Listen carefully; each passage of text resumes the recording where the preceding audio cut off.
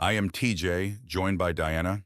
This is Bureau of Prisons Watchers for Sunday, June 14th, 2026. Happy to be here, and we have a lot to get through today. Some of it is genuinely alarming. It really is. We are leading with a court ruling that could directly affect whether someone gets home sooner or does not. And not in a good way. This one hit hard when I read it. So here is the story. The U.S. Court of Appeals for the Fourth Circuit ruled that inmates who are not actively and successfully participating in recidivism reduction programs cannot earn First Step Act time credits. Wait, so just being enrolled is not enough? That is exactly right. The court said participation has to be real and ongoing. You cannot just be signed up on paper. Okay, but here is what I want to know. What counts as successfully participating? Who decides that? The Bureau of Prisons decides, and that is part of what makes this so concerning. It gives staff a lot of discretion. And we know how inconsistent the Bureau of Prisons can be from facility to facility. The case that triggered this ruling involved a man named Bill White. He was in transit for 3 days and did not have access to any programming during that time. So he could not participate. Not because he refused, but because the Bureau of Prisons had him on a bus. Right, and the court still said he could not earn credits for those days. The Fourth Circuit was not sympathetic to that argument. That is wild. That feels deeply unfair. It does. And there is a second piece to this ruling that is just as serious. The court said it will not split apart a combined sentence to apply First Step Act credits. Hold on. So what you are saying is if someone has a conviction that disqualifies them from FSA credits, the whole sentence gets disqualified?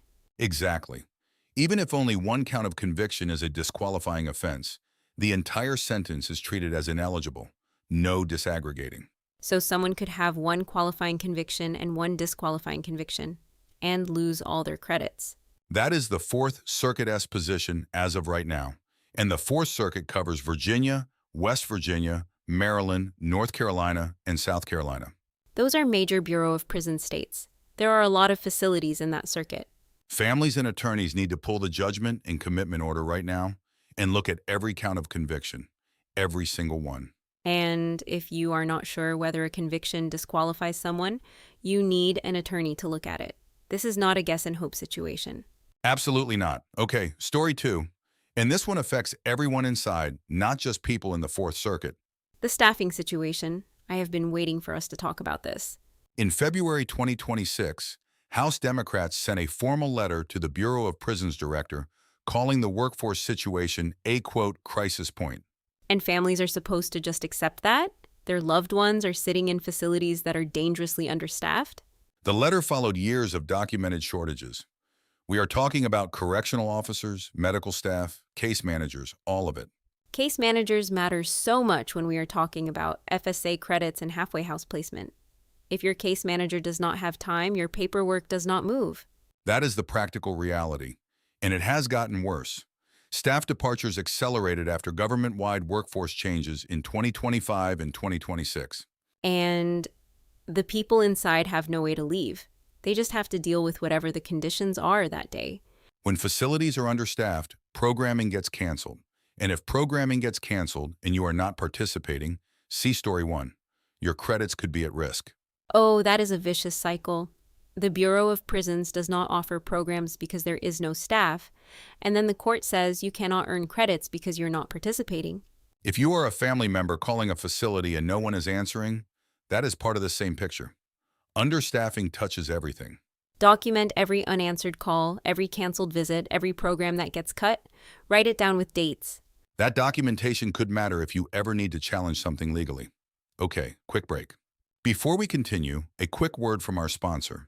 If you or someone you love is dealing with a life insurance or annuity question, Policy Prepper is the resource you need. Plain English, no sales pressure, just real information at policyprepper.com.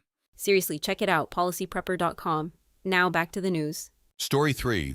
The Office of Inspector General released a report on how the Bureau of Prisons is handling First Step Act program data, and the findings are not good. What did they find?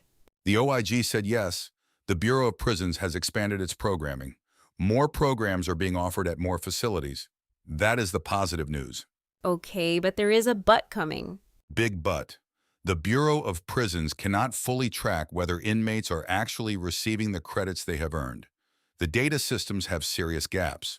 So someone could complete a program, earn credits, and those credits might just not show up anywhere? That is what the OIG is warning about.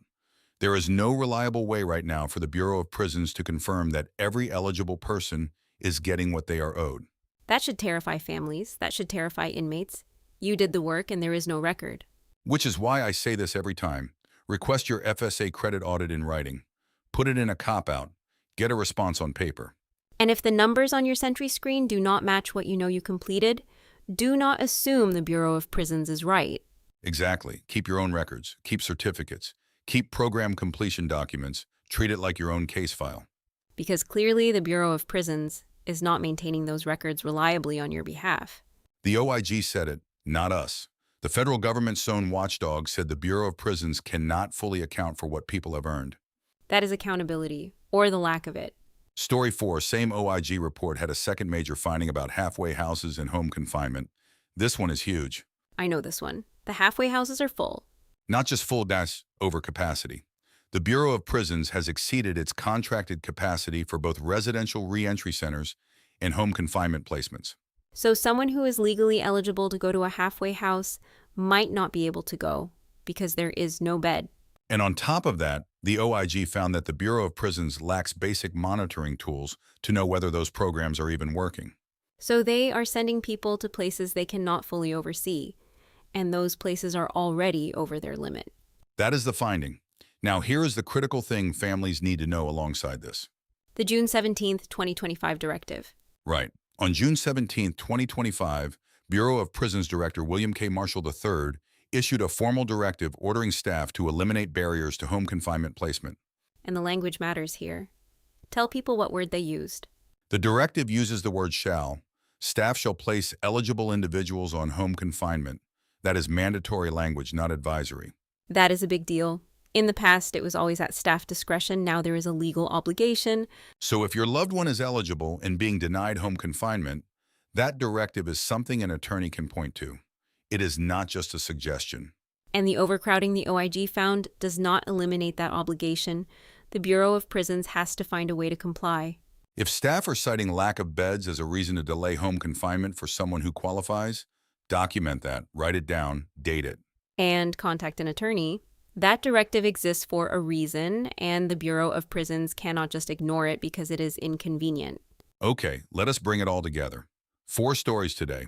A court ruling that tightens FSA credit eligibility. A staffing crisis that is making everything worse on the ground. An OIG finding that the Bureau of Prisons cannot even track the credits people have earned. And halfway houses that are over capacity with no real oversight. What connects all 4 of these? The system is not going to protect your rights for you. You have to do it yourself with documentation and help. Family members, you are not powerless. You can write, you can request records, you can hire an attorney, you can be loud. And if you need help calculating FSA credits, collide dates, or RDAP timelines, visit FSA4U.com, the only calculator that actually gets it right. And if this show has been helpful, please subscribe and leave us a review. It helps families just like yours find us. To everyone listening, whether you are inside, waiting at home, or fighting for someone you love, we see you. Keep going. We will be back tomorrow.